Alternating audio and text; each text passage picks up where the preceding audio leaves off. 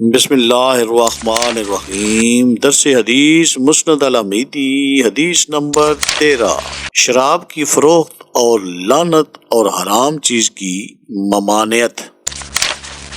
سیدنا عبداللہ بن عباس رضی اللہ عنہ بیان کرتے ہیں، سیدنا عمر بن خطاب رضی اللہ عنہ کو یہ اطلاع ملی کہ سیدنا سمرہ رضی اللہ عنہما نے شراب فروخت کی ہے، تو وہ بولے اللہ تعالیٰ سمرہ کو برباد کرے، کیا اس کو اس بات کا پتہ نہیں ہے؟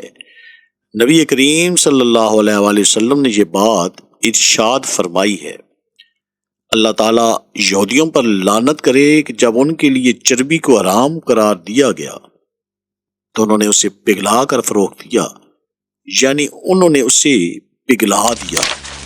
اس حدیث کے حوالہ جات دوسری مستند احادیث کی کتابوں سے: صحیح بخاری شریف حدیث نمبر 3460 اور 2223، صحیح مسلم شریف حدیث نمبر 4050، سنن ابی داؤد حدیث نمبر 3488، سنن نسائی حدیث نمبر 4262، سنن ابن ماجہ حدیث نمبر 3383، المعجم الصغیر الطبرانی حدیث نمبر 519 اور مسند الحمیدی حدیث نمبر 13۔